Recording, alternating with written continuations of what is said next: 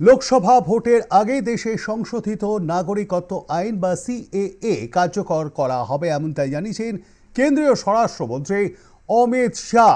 শনিবার তিনি জানিয়েছেন লোকসভা ভোটের আগেই এই সিএএ কার্যকরের বিষয়ে বিজ্ঞপ্তি জারি করা হবে। আপনাদেরকে আরও একবার জানিয়ে রাখি, লোকসভা ভোটের আগেই সিএএ কার্যকর করার বিষয়ে বিজ্ঞপ্তি জারি করা হবে এমনটাই জানিয়ে দিচ্ছেন কেন্দ্রীয় স্বরাষ্ট্রমন্ত্রী অমিত শাহ। 2019 সাল দ্বিতীয়বার ক্ষমতায় এসেই সিএএ পাস করেছিল নরেন্দ্র মোদীর নেতৃত্বাধীন সরকার, এবং ওই আইন অনুযায়ী বাংলাদেশ, পাকিস্তান, আফগানিস্তানের মতন যে সমস্ত মুসলিম ধর্মাবলম্বী দেশ থেকে যদি কোনো সেই দেশের সংখ্যালঘুরা, ধর্মীয় সংখ্যালঘুরা, তারা ধর্মীয় উৎপীড়ন অর্থাৎ ধর্মীয় সেখানে নির্যাতন করা হচ্ছে, তারা থাকতে দিচ্ছে না, সেই কারণে আশ্রয় চান, তাহলে তা দেবে ভারত। সংসদের দুই কক্ষেই সেটা পাস হয়েছিল এই বিল, এবং এরপর রাষ্ট্রপতির অনুমোদনও মিলে গিয়েছিল সিএএ বিলে, কিন্তু এখনো পর্যন্ত এই সংক্রান্ত আইনের যে ধারা সেটা তৈরি হয়নি। জানুয়ারি মাসে ওই আইনের ধারা তৈরির জন্য সপ্তমবার সভাপতিতে সবুজ সংকেত পেয়েছিল সংসদীয় সচিবালয়। সেই কাজ শেষ হতে চলেছে, এবং রাজনৈতিক বিশ্লেষকদের একাংশের মতে 4.5 বছর ধরে বিষয়টি ঝুলে থাকায় ক্ষোভ তৈরি হয়েছিল হিন্দু উদ্বাস্তু সমাজের একাংশের মধ্যে। আমরা এই বিষয়ে আরও বিস্তারিত জেনে নেবার চেষ্টা করব। আমাদের সঙ্গে রয়েছেন আমাদের প্রতিনিধি সুচারু মিত্র। সুচারু, সিএএ কার্যকর নিয়ে বা তার বিজ্ঞপ্তি জারি নিয়ে ঠিক কি বলেছেন কেন্দ্রীয় স্বরাষ্ট্রমন্ত্রী অমিত শাহ? লোকসভা ভোটের আগেই কেন্দ্রীয় স্বরাষ্ট্রমন্ত্রী অমিত শাহ দাবি করছেন যে সিএএ লাগু হবেই, এবং সেটা লোকসভা নির্বাচনের আগেই হবে। ফলে একটা প্রেক্ষাপট তৈরি হচ্ছে। অযোধ্যা যেমন বিজেপির কাছে একটা স্টান্ট ছিল, সংশোধিত নাগরিকত্ব আইন, বিশেষ করে মতুয়া সম্প্রদায়ের একটা দীর্ঘদিনের দাবি যে নাগরিকত্ব পাওয়া, সেই জায়গাটা আরো একেবারে সিগনিফিকেন্টলি অমিত শাহ একটি সর্বভারতীয় চ্যানেলের টক শোতে এসেই দাবি করলেন। এর আগেও তাকে একাধিকবার এই দাবি করতে দেখা গেছে। কয়েকদিন আগে আমরা দেখেছিলাম কেন্দ্রীয় জাহাজ দপ্তরের প্রতিমন্ত্রী শান্তনু ঠাকুর, তিনি মন্তব্য করেছিলেন, তিনি আবার ডেডলাইন দিয়ে বলেছিলেন 1 সপ্তাহের মধ্যে সিএএ কার্যকর হবে। ফলে নিঃসন্দেহে অমিত শাহের এই মন্তব্য সেই জল্পনাতে আরো শান দিল, আরো উজ্জ্বল করলো সেই সম্ভাবনাকে। এবং দেশের কেন্দ্রীয় স্বরাষ্ট্রমন্ত্রী তিনি যখন বলছেন যে আইন পাস হয়ে গিয়েছে এবং যা যা বাধা সংকট ছিল সমস্ত কিছু কেটে গিয়েছে, আইন এখন কার্যকর হওয়া শুধু সময়ের অপেক্ষা, অমিত শাহের এই মন্তব্য নিঃসন্দেহে রাজনৈতিক মনে প্রতিক্রিয়া তৈরি করবে। তোমার মনে থাকবে প্রবীর, যখন এই সংশোধিত নাগরিকত্ব আইন নিয়ে আলোচনা চলছে সংসদে, উত্তাল হয়েছিল গোটা দেশের পরিস্থিতি, পশ্চিমবঙ্গেও উত্তাল হয়েছিল পরিস্থিতি, জায়গায় জায়গায় একেবারে অগ্নি নিক্ষেপের ঘটনা ঘটেছিল, রাস্তায় অবরোধ হয়েছিল, তাণ্ডব চলেছিল। তারপর গোটা ব্যাপারটা থিতিয়ে যায়, যেমনটা তুমি শুরুতেই ইন্ট্রোডাকশনে বলছিলে, ঠিক সেরকমই পরিস্থিতি। দেখতে দেখতে 4.5 বছর কেটে গিয়েছে। রাজনীতির যে নদী, সেই নদীর বহমান স্রোতে অনেক কিছু বয়ে চলে গেছে, কিন্তু এবার আবার এই বিষয়টাকে সামনে এনে আর একটা বড় স্টান্ট দিতে চাইছে বিজেপি সরকার, এমনটাই মনে করা হচ্ছে। নিঃসন্দেহে বিরোধী রাজনৈতিক দল তারা কি মন্তব্য করছেন যে এর পেছনে কি কোন সূক্ষ্ম রাজনীতি রয়েছে। তবে অমিত শাহের মন্তব্য অত্যন্ত তাৎপর্যপূর্ণ। লোকসভা ভোটের আগেই সিএএ, সিটিজেন অ্যামেন্ডমেন্ট অ্যাক্ট কার্যকর হবে। নিঃসন্দেহে একটা বড় বলা যেতে পারে স্টেটমেন্ট, যে স্টেটমেন্টটা কিন্তু রাজনৈতিক মহলে নানা প্রতিক্রিয়া সৃষ্টি করবে। প্রবীর, একটা বিষয় যেটা অমিত শাহ বলেছেন যে আমাদের এখানে যারা ইসলাম ধর্মের মানুষ আছেন তাদেরকে ভুল বোঝানো হচ্ছে, এবং তিনি যেটা জানিয়েছেন যে উস্কানো হচ্ছে।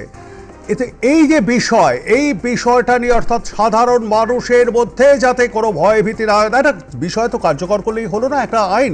এখানে তো সাধারণ মানুষকে তাদের জানান দিতে হবে, তাদের প্রচার করতে হবে, তাদের পাশে থাকতে হবে, তাদের ভোটার কার্ড আছে, তাদের আধার কার্ড আছে। এই বিষয় নিয়ে সরকারের চিন্তা ভাবনা বা দৃষ্টিভঙ্গি কিরকম সুচার? দেখো, যখন সংসদে সকলের মতে, অধিকাংশ সাংসদের মতে আইন পাশ হয়ে গিয়েছে, ফলে সেই আইন আটকে রাখার কোনো বিষয় নেই।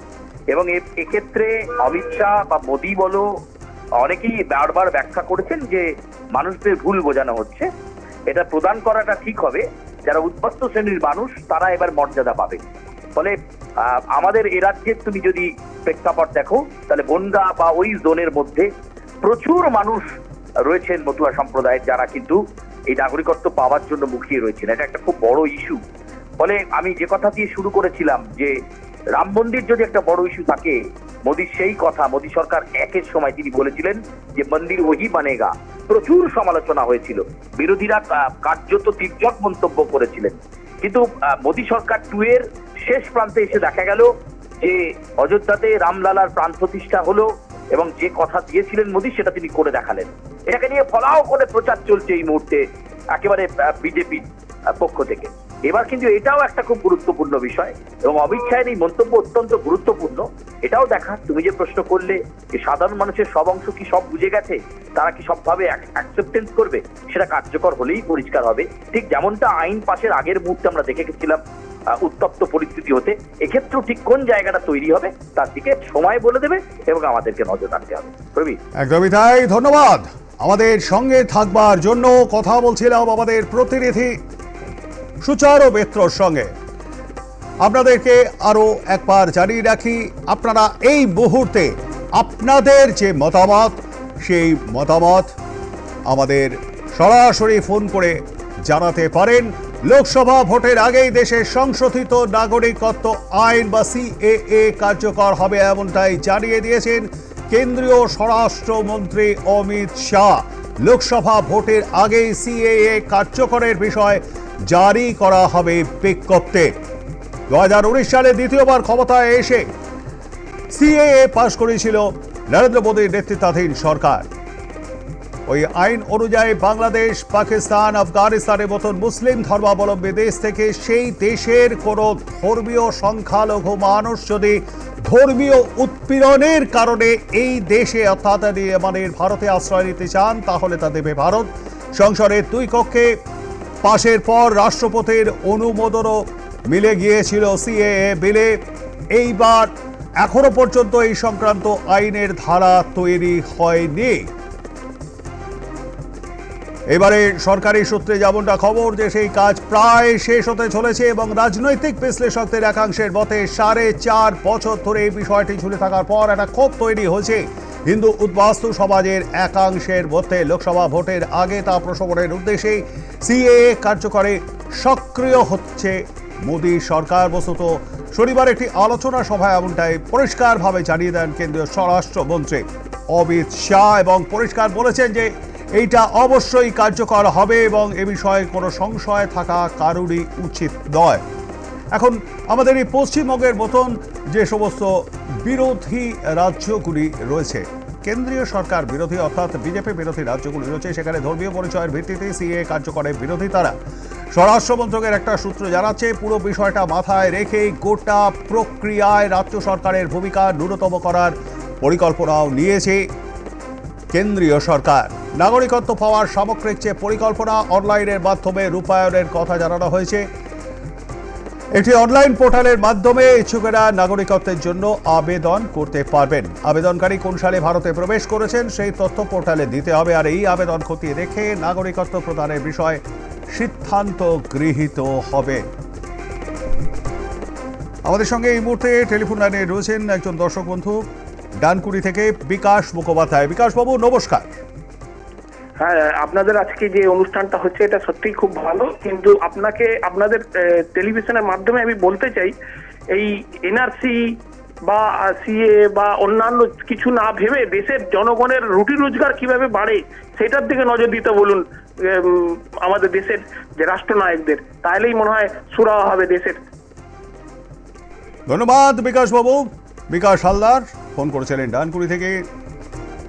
রয়েছেন আরো একজন দর্শক বন্ধু চাকদা থেকে গোবিন্দ সরকার। নমস্কার গোবিন্দ বাবু। ভালোই হবে, যে আমরা আনন্দিত হই না আর কি। ধন্যবাদ গোবিন্দ বাবু আমাদের সঙ্গে থাকবার জন্য। চাকদা, নদিয়া জেলার চাকদা থেকে ফোন করেছিলেন, তিনি আনন্দিত। আপনাদেরকে আরো একবার জানিয়ে রাখি, নির্বাচনী মরশুমে এই সিএ এনআরসির ব্যাপারটা বারবার শোনা গিয়েছে। আঞ্চলিক স্তরে সংশোধিত নাগরিকত্ব আইন চালু নিয়ে নিত্য নতুন দাবিও সামনে আসে। এবার সিএ চালু করার বিষয় পরিষ্কার মুখ খুললেন অমিত শাহ এবং জানিয়ে দিলেন লোকসভা নির্বাচনের আগেই সিএএ বিষয় বিজ্ঞপ্তি জারি করবে সরকার। স্বরাষ্ট্রমন্ত্রী অমিত শাহ বলেন, যে আমাদের এই দেশের বহু মানুষকে ভুল বোঝানো হচ্ছে সিএএ নিয়ে, কিন্তু যারা আফগানিস্তান, পাকিস্তান বা বাংলাদেশ থেকে বিভিন্ন সময় নিপীড়িত হওয়ার পর ভারতে আসেন, তাদের নাগরিকত্ব দেওয়ার জন্যই এই সিএএ তৈরি করা হয়েছে, কারণ নাগরিকত্ব কেড়ে নেওয়ার জন্য নয়, এমনটা পরিষ্কার জানিয়েছেন। এখন যখন ঠিক বাস্তবে বিষয়টা আসবে তখন বিষয়টা অবশ্যই বোঝা যাবে। তবে রাজ্য সরকার, পশ্চিমবঙ্গ সহ বিভিন্ন বিজেপি বিরোধী রাজ্যগুলি যেগুলি আছে তারা কিন্তু এর বিরোধিতাই করে এসছে বারবার। যদিও আপনাদেরকে জানিয়ে রাখি, সংসদের যে দুই কক্ষ, লোকসভা এবং রাজ্যসভা, দুটি জায়গাতেই বিলটি পাস হয়ে যায় এবং তারপর রাষ্ট্রপতির অনুমোদনও বেড়ে এই সিএএ বিলে এইবার তা আইনে রূপান্তরিত হতে চলেছে। এবং স্বরাষ্ট্রমন্ত্রী যেটা বলেছেন যে 2019 সালে এই আইন তৈরি হয়েছে। আমাদের সঙ্গে এই মুহূর্তে রয়েছেন উত্তর চব্বিশ পরগনার বারাসাত থেকে নৃপেন বিশ্বাস। নৃপেন বাবু, নমস্কার। নমস্কার আপনাকেও। হ্যাঁ, বলুন। হ্যাঁ, বলছি এই যে যদি কেউ আমরা পাসপোর্ট তৈরি করতে গেলে তখন আমাদেরকে দেখাতে হয় যে আমরা 1971 সালের আগে থেকে ভারতবর্ষে আছি। সেক্ষেত্রে যদি এই সিএ কার্যকর হয় এবং সার্টিফিকেটটা পাওয়া যায় নাগরিকত্ব, তাহলে আমার মনে হয় যে মানুষের উপকার হবে। একদমই তাই।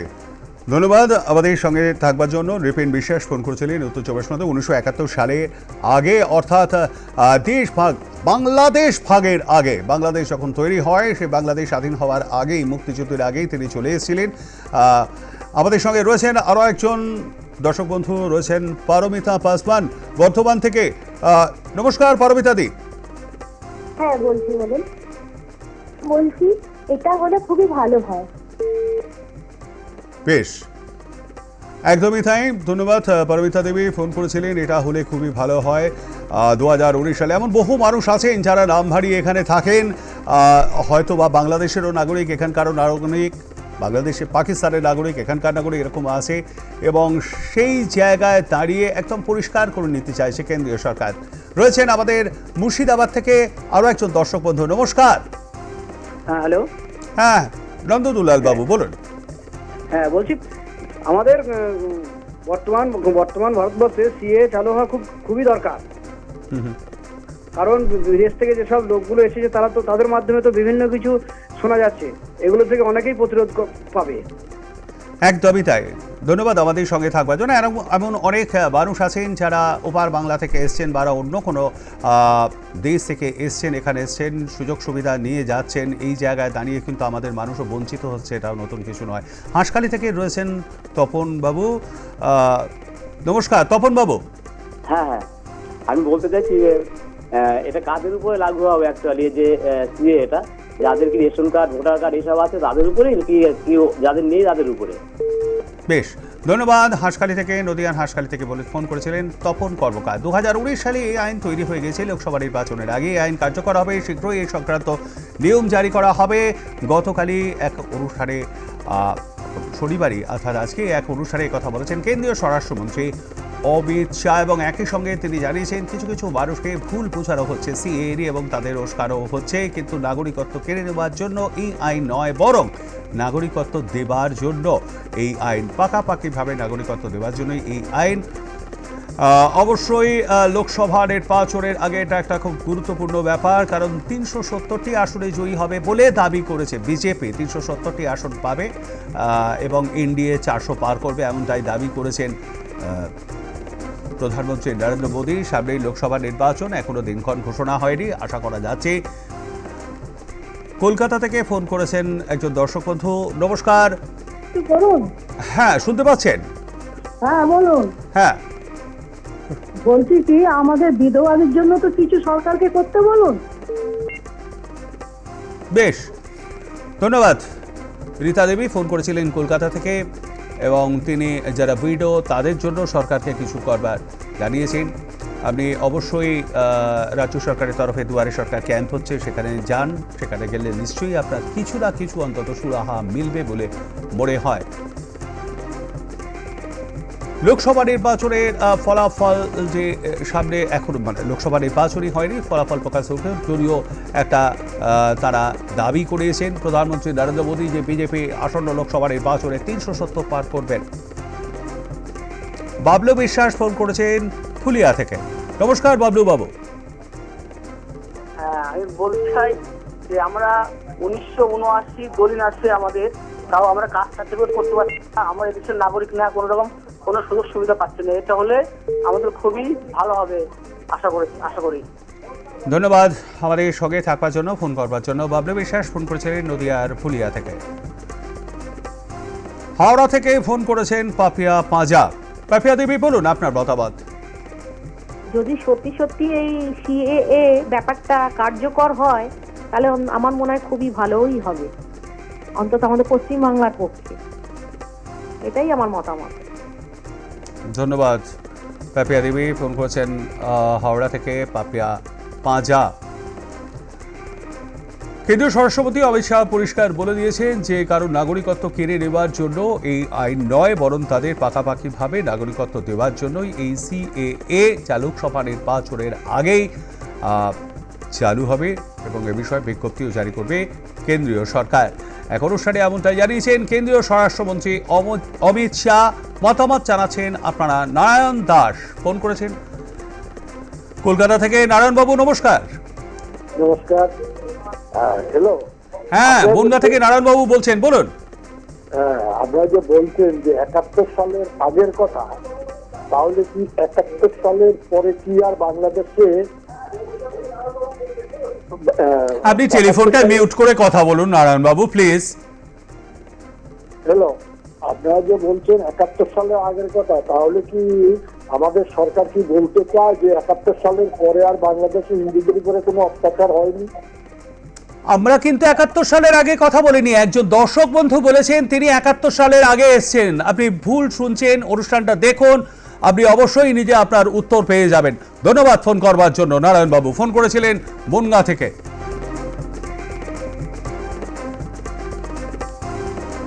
কারণ নাগরিকত্ব কেড়ে নেওয়ার জন্য এই আইন আনা হচ্ছে না, এই আইন আনা হয়নি। আপনারা জানেন যে 2019 সালে কিন্তু এই আইন পাস হয়ে যায়, এই বিলটি পাস হয় লোকসভা এবং তারপরে রাজ্যসভায়, তারপরে এই বিলে অনুমোদন মেলে রাষ্ট্রপতির, যা আইনে পরিণত। তবে আইনের ধারা কিন্তু এখনো তৈরি হয়নি। বিভিন্ন বিষয় খুঁটিয়ে দেখা হয়েছে গত 4.5 বছর ধরে। এরপরে লোকসভা ভোটের ঠিক আগে এটা কার্যকর হবে বলে জানিয়ে দিয়েছেন কেন্দ্রীয় স্বরাষ্ট্রমন্ত্রী অমিত শাহ। অশোক যারা ফোন করেছেন পশ্চিম মেদিনীপুর থেকে। অশোক বাবু নমস্কার। হ্যাঁ নমস্কার, বলছি স্যার লাগু গেছে এবং লাগু করতে ঠিকই হচ্ছে, কিন্তু আমরা যে রাস্তায় বসে আছি দীর্ঘদিন, আজ 531 দিনতম বসে আছি, আমাদের কি শুরু হবে এটা একটু দেখুন স্যার। ধন্যবাদ আমাদের সঙ্গে থাকবার জন্য। পশ্চিম মেদিনীপুর থেকে ফোন করেছিলেন অশোক যারা। এই যে সিএ আইন অনুযায়ী আমাদের বাংলাদেশ, পাকিস্তান, আফগানিস্তানের মতন মুসলিম ধর্মাবলম্বী যে সমস্ত রাষ্ট্রগুলি রয়েছে সেইখানে যারা সংখ্যালঘু, তারা যদি এই ধর্মীয় সংখ্যালঘুরা ধর্মীয় উৎপীড়নের কারণে আমাদের এই দেশে আশ্রয় নিতে চান বা সেই দেশ থেকে কোনো না কোনো সময় চলে এসেছিলেন, চলে আসতে বাধ্য হয়েছিলেন নিপীড়নের কারণে, উৎপীড়নের কারণে, তাহলে তাদের যে নাগরিকত্ব সেই বিষয়ে নিয়ে চিন্তা ভাবনা করবে সরকার, জানিয়ে দিয়েছে অমিত শাহ। আমাদের সঙ্গে রয়েছেন নবীন পারোই। নমস্কার নবীন বাবু। হ্যাঁ, এটা হলে খুব ভালো হয়, কারণ দীর্ঘদিনের একটা বাংলাদেশি লোকদের খুব সুবিধা হবে এটা নাগরিকত্ব দিলে, এবং এটা দিয়ে অনেক কিছু কাগজপত্র সবাই ঠিকঠাক করতে পারবে। ধন্যবাদ আমাদের সঙ্গে থাকবার জন্য। নবীন পারোই ফোন করেছিলেন এবং যারা বাংলাদেশ থেকে কোনো না কোনো সময় আমাদের এই দেশে এসেছেন বা আসতে বাধ্য হয়েছেন, তারা এখানে থাকেন, তাদেরকে সেই জায়গাটায় দাঁড়িয়ে জানাতে হবে যে তারা কোন কারণে, কি কারণে এখানে এসছেন। আমাদেরকে আরও একবার জানাই, এই বাংলাদেশ, পাকিস্তান, আফগানিস্তানের মতন মুসলিম ধর্মাবলম্বী দেশের কোনো মানুষ যদি ধর্মীয় সংখ্যালঘুরা ধর্মীয় উৎপীড়নের কারণে এই দেশে আশ্রয় চান তাহলে তা দেবে ভারত। আমাদের সঙ্গে রয়েছেন বাঁকুড়া থেকে স্বপন পাল। স্বপন বাবু নমস্কার। স্বপন কর, বর্তমান ভারতবর্ষে সিএ একান্তই প্রয়োজন। স্বপন বাবু কি বললেন?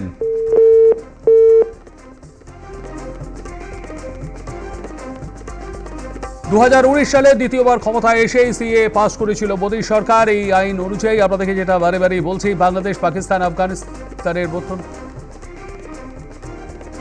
বর্ধমান থেকে একজন দর্শক বন্ধু ফোন করেছেন। নমস্কার। নমস্কার। হ্যাঁ, রামেশ্বর বাবু বলুন।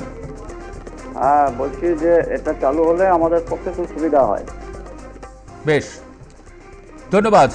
রামেশ্বর প্রামাণিক ফোন করেছিলেন বর্ধমান থেকে।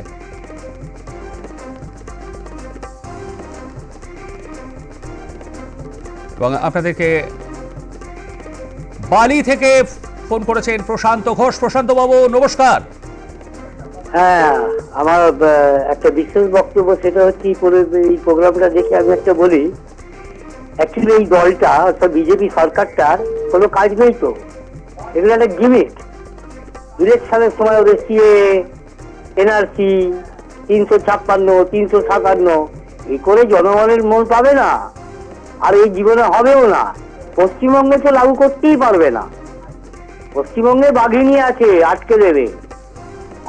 প্রশান্ত বাবু, আপনি ফোন করেছেন, এটা রাজনৈতিক কোনো আলোচনা নয়। আপনি আপনার মতামত অবশ্যই জানাতেই পারেন, তবে এটা মাথায় রাখবেন যে এই যে সিএএ, এটা 2019 সালে প্রথমে লোকসভা এবং এরপর রাজ্যসভায় পাস হয় এবং এই বিলটিতে রাষ্ট্রপতির অনুমোদন মেলে, তার মানে বিষয়টা আইনে রূপান্তরিত। আমরা আপনাদের মতামতটা শুধুমাত্র আমরা তুলে ধরছি। ফোন করবার জন্য ধন্যবাদ। এবং এটা যে চালু হবে এটা পরিষ্কার জানিয়ে দিয়েছেন কেন্দ্রীয় স্বরাষ্ট্রমন্ত্রী অমিত শাহ, এবং তার লোকসভা নির্বাচনের আগে বিজ্ঞপ্তি জারি করা হবে। জনতার আওয়াজ প্রত্যেক দিন দুপুরবেলা আর প্লাস নিউজ চ্যানেলে আমরা এইভাবেই ফোন লাইন খুলে দেব এবং আপনারা আপনাদের মতামত জানাতে থাকবেন। বিভিন্ন বিষয়, সেদিনকার যে বিষয়টা থাকবে সেই বিষয়ে আমরা তুলে ধরবো আপনাদের সামনে, এবং সেই বিষয় নিয়েই সংশ্লিষ্ট সেই বিষয় নিয়েই আপনারা মতামত জানাবেন প্রত্যেক দিন দুপুরবেলা। দেখবেন আর প্লাস নিউজ অবশ্যই, এবং আপনাদের মূল্যবান মতামত আপনারা শেয়ার করতে পারবেন।